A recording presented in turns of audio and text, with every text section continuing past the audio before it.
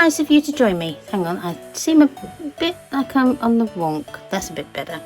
So lovely of you to have you here with me today on this video. It's just a walkthrough video of an up-and-coming tutorial video that I will be filming very shortly, and it is using the Crafter's Companion dies, their mini book dies, and this was their first release that they brought out.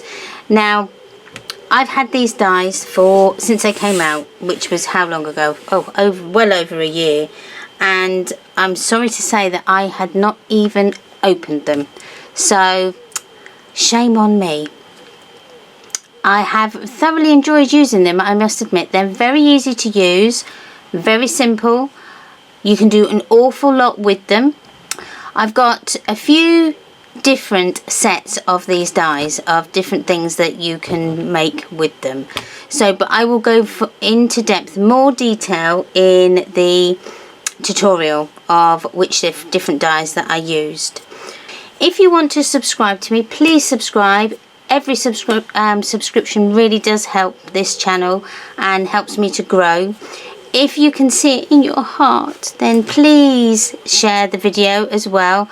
Again, it helps to grow my channel even more, which I appreciate each and every one of you. I'm also on social medias, Facebook, Instagram, all of those, and as always the links will be in the description down below. So don't forget to click like and comment. So I've left it very plain on the front of the album, and I haven't wanted to over embellish it.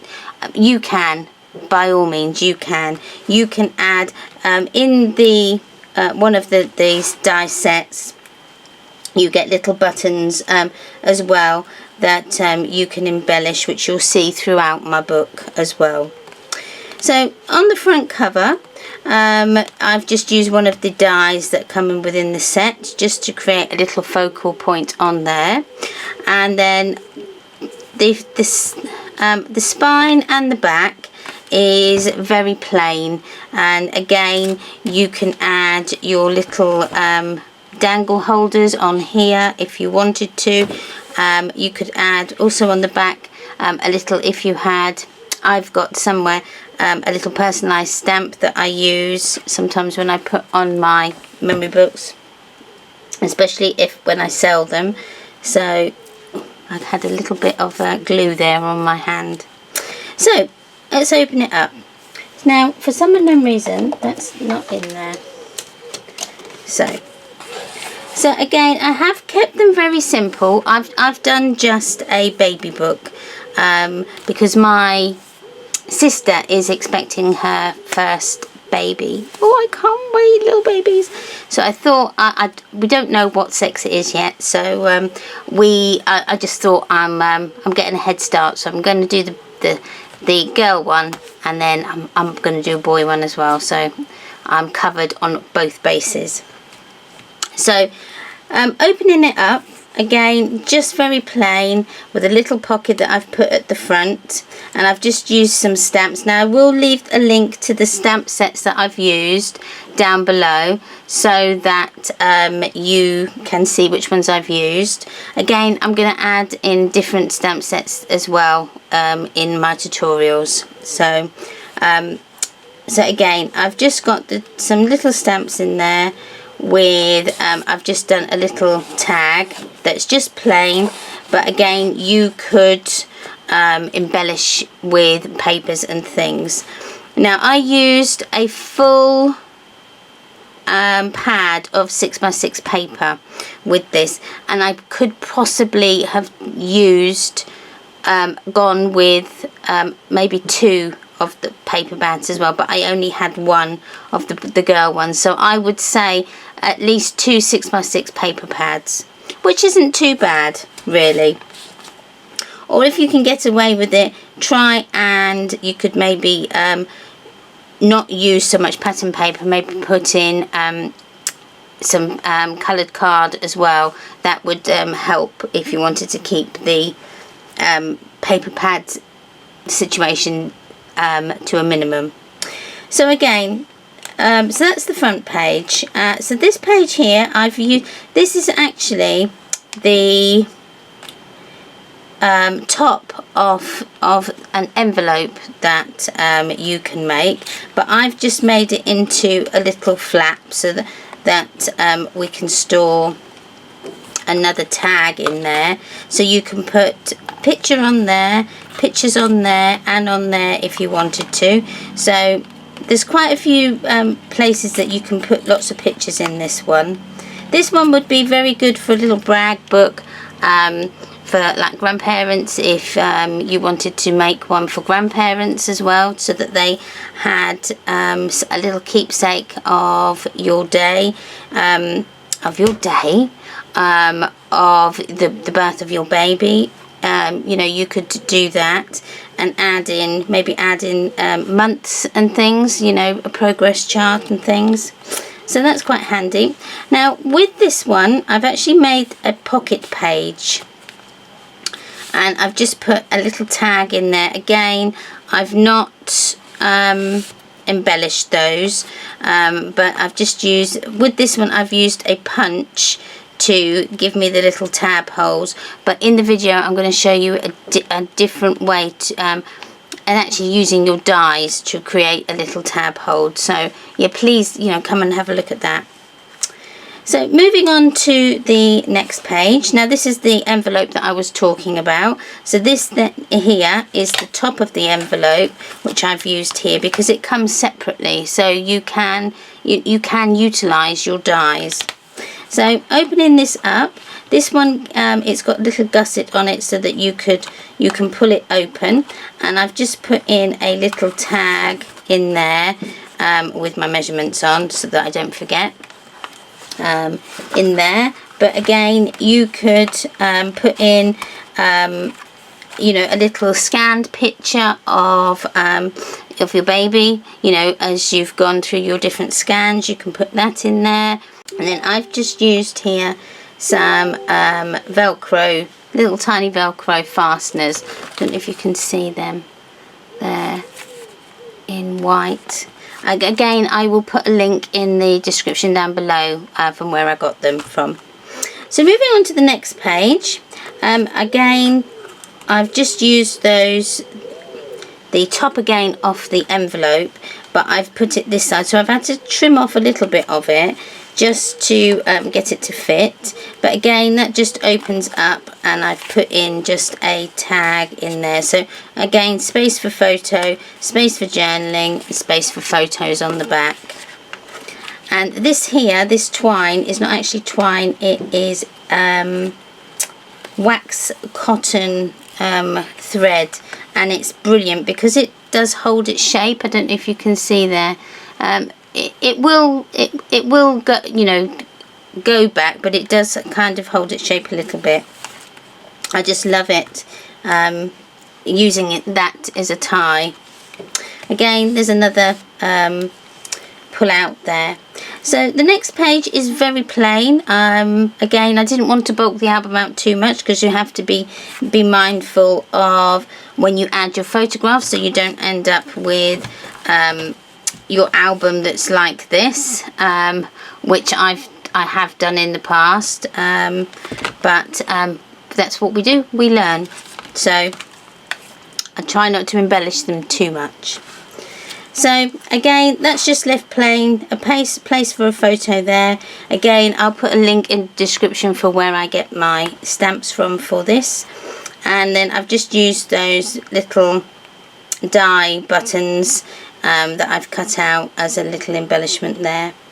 Again, another little pocket there, a very plain page with a pull out there. Again, another pull out tab there for extra photos. And then moving on to the next page. Now what I've done with this one again is I've used that die, the top of the envelope, as my closure, but this time I've added a magnet. And this die also, this cutout here also comes in the kit, in the die kit. So I've just, you can hear the snap, I've just added a magnet there just to hold that in place. pull it up, pull it down. Again, you can get a full 6x4 photo mat in there if you wanted to, but I've just added a small one with a place for photos and then journaling on the back. Now what I've done around here, which I think really went well with this album, was I just edged a lot of the things in black, and I just think it really adds to this album. So this one here, I've used the Waterfall die on that you can see there, so you can put loads of photos and bits and bobs on there and pull it out. You just got to love that, haven't you? You really have got to love it. I can remember making these and measuring them out and doing them all by hand, which was fun, but so much easier in a die, don't you think? So much easier. So that pulls out, so you've got loads of space there. Again, another pull out. This page has been left blank. Well, say blank, it hasn't. It's just very minimal with a place to put a photo, and I've just added a stamped sentiment there. So onto this page here, we've got another one of those envelopes, but this time I've not used the gusset. I've actually left it open so that you can open it out. And so you can put photos on here, journaling there, and then there's just a little photo mat in there as well. So you can also put photos on the front of these as well. But what you could also do with this is, if you didn't want to stick it down, you could either put it on magnets so that you can take it off, and then you've got more space then to put more photos underneath, or you could put it on a hinge and have it open. So there's lots of scope that you can use to utilize each and every page to get as many photos on there as you can. Again, another pull out, and then these two pages are pretty blank.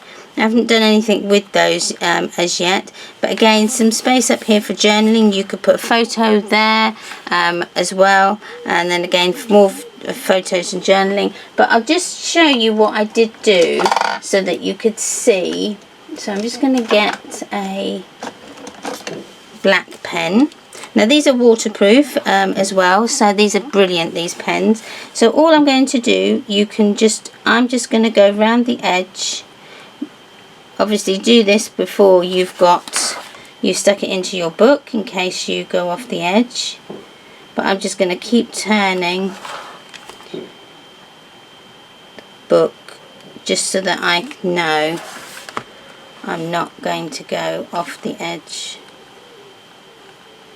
like that. Now again, what I've done is I've just gone round again just to give that feeling of, so that you don't see the imperfections in the line, so you know your eye doesn't look for them being too straight. There we go. So again, that's all you need to do, and how nice is that when you put your writing in there and things. So that's those page. Come on to this page. Again, I've just placed a place photo here.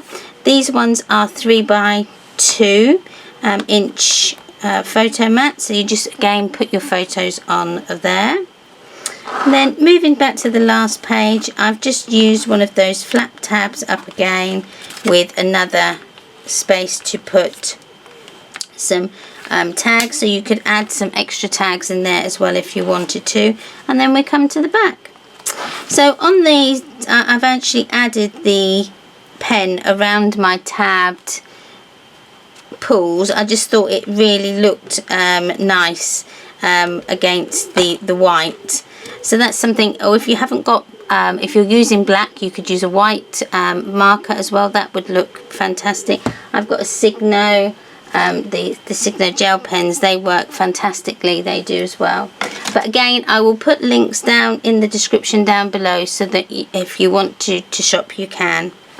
That was a bit of a whirlwind walkthrough. So yes, so I hope you've liked it. Please give me a like, a thumbs up if you have, really appreciate it. And look out for the tutorial that will be coming in the next week or so. I'm going to get started on that in a moment. Yeah, please subscribe to the channel if you're not already subscribed. Please come and follow me over on Facebook. I have also a group on Facebook called Memories, Papers, Art. Come and join that. Lovely to have you. Lots of inspiration on there as well. As always, links will be in the description box back down below, so click on them. Don't forget to do a bit of shopping if you want to, and I will see you on the next one. Bye.